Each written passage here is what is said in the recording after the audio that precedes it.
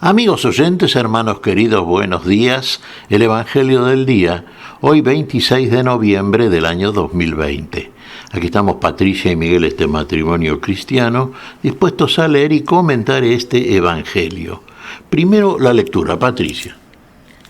Lectura del Santo Evangelio según San Lucas. En aquel tiempo, Jesús dijo a sus discípulos: cuando vean a Jerusalén sitiada por un ejército, sepan que se aproxima su destrucción. Entonces, los que estén en Judea, que huyan a los montes; los que estén en la ciudad, que se alejen de ella; los que estén en el campo, que no vuelvan a la ciudad, porque esos días serán de castigo para que se cumpla todo lo que está escrito. Pobres de las que están embarazadas y de las que estén criando en aquellos días, porque vendrá una gran calamidad sobre el país y el castigo de Dios se descargará contra este pueblo. Caerán al filo de la espada, serán llevados cautivos a todas las naciones y Jerusalén será pisoteada por los paganos, hasta que se cumpla el plazo que Dios le ha señalado. Habrá señales prodigiosas en el sol, en la luna y en las estrellas. En la tierra las naciones se llenarán de angustia y de miedo por el estruendo de las olas del mar. La gente se morirá de terror y de angustiosa espera por las cosas que vendrán sobre el mundo, pues hasta las estrellas se bambolearán.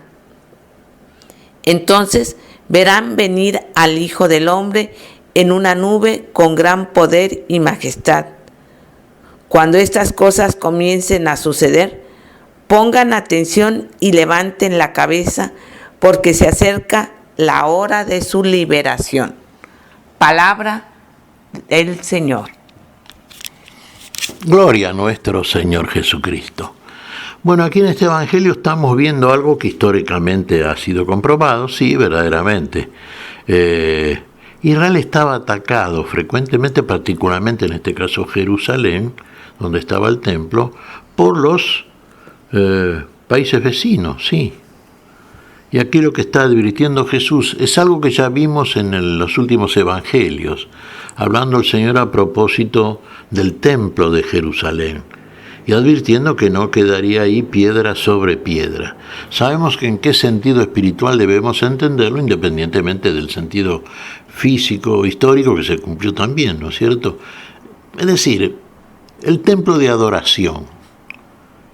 Se viene abajo todo eso cuando usted se transforma, porque entiende, porque lo vive, en un verdadero adorador en espíritu y en verdad.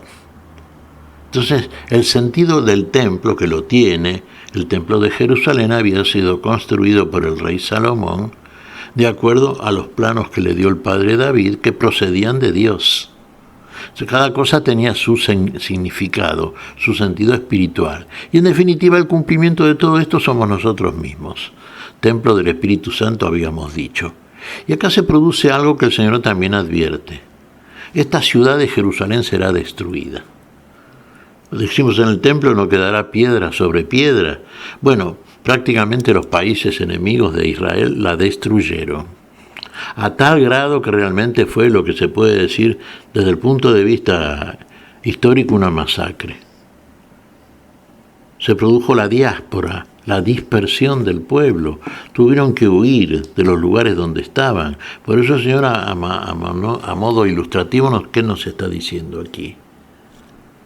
Los que estén en la ciudad, echen a huir al campo. Echen a huir a las montañas, los que estén en la Judea.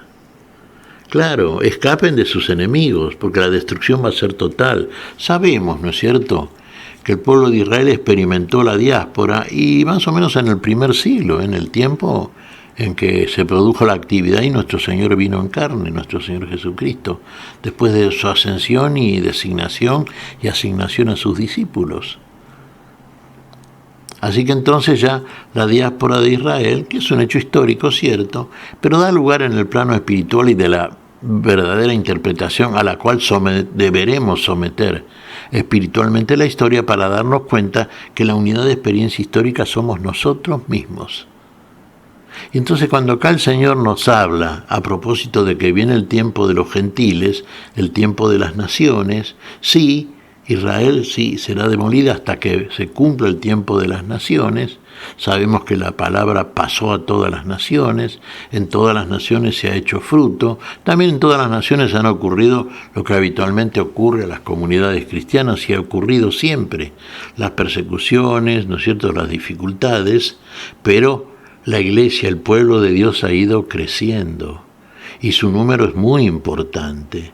Cada vez fue creciendo más el fruto de aquellos que fueron verdaderos seguidores del Señor de la vida, de nuestro Señor Jesucristo.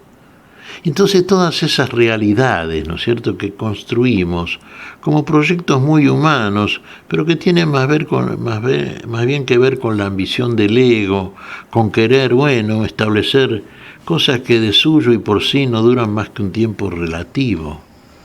Se viene todo abajo finalmente. Tenemos que estar atentos a las señales que proceden de Dios, porque esas son las que nos van guiando, las que nos van ilustrando a través del tiempo que estamos transcurriendo. Estamos en el tiempo, sí, pero en el tiempo Dios hace su obra. En el tiempo Dios, así como el templo de Jerusalén se vino abajo, y no quedó piedra sobre piedra, y lo que queda finalmente es el verdadero templo, el templo vivo de Dios, con los verdaderos adoradores, el templo espiritual que somos nosotros, el cuerpo de Cristo, y los verdaderos adoradores en espíritu y verdad. También toda realidad humana que tiende como la torre de Babel a llegar al cielo, y eso es imposible. Así también el proyecto humano en cuanto a dominación, ejercicio de un poder sobre otros seres, desde el ego, desde ese orgullo, se derrumba también, cae estrepitosamente. Uno podría decir, la luna no da más su sol, el sol no dará más el sol. Sí, la luna se teñirá en sangre, como otras ilustraciones apocalípticas. Claro, la verdadera luz que va a iluminar ahora a los seguidores de Jesús, esa luz espiritual de la que hablamos siempre, es la gloria de Dios. Entonces estos términos apocalípticos que aplica el Señor para ilustrarnos a propósito de la final venida y su presencia permanente siempre, porque el que está en nosotros edificando para no caer, el que está edificando sobre fundamento seguro, sobre el fundamento de la roca que es la vida y Señor de la vida, nuestro Señor, está a su vez también tirando, derribando todo aquello que en nosotros es escoria y es impedimento para ese crecimiento en la vida y para la vida que hace el Señor en nosotros. Desde el punto de vista en que debemos entenderlo, y lo vamos a entender si verdaderamente lo vivimos, vale decir, desde el punto de vista que siempre llamamos espiritual. Ahí está la permanencia. Tenemos un tiempo, sí, hablamos del tiempo de los gentiles en términos así espaciales, claro, cuando atendemos sí a todas aquellas advertencias y enseñanzas escriturarias por parte de los profetas y finalmente de nuestro Señor, ¿no es cierto? Parece que el tiempo de Israel se ha cumplido y viene el tiempo de los gentiles, tienen también un tiempo señalado. Pero mientras tanto el tiempo todo le pertenece al Señor y el Señor quiere y hace la salvación para todos. Vino primero Israel, después vino a todos los pueblos y todos conocerán la gloria de Dios y tendrán la vida si realmente se muestran obedientes, anuentes a la operación del Señor. Abajo con todo lo que es transitorio, abajo con lo que podamos ilustrar como la torre de Babel. Y edificado para siempre, y ahora sí verdaderamente, llegando al cielo, aquellos que son edificados sobre la roca firme, que es la fe en nuestro Señor Jesucristo. Y la vida única que sobre Él podemos ir edificando y estar felizmente aspirando a la gloria en aquello que el Señor promete y cumple. ¿Qué te parece, Patricia? Pues mira, Miguel, que para nosotros los cristianos, este tiempo que describe el Señor y al final de este evangelio nos dice, levanten la cabeza. O sea, es un momento de gran alegría porque viene el Señor. No sé, me acuerdo de San Pablo que decía, para mí vivir es Cristo y morir es ganancia. ¿Sí? Entonces vivir con esa alegría de que Cristo viene para llevarnos a la verdadera y a la plenitud de la vida. Así que estemos alegres por esta venida.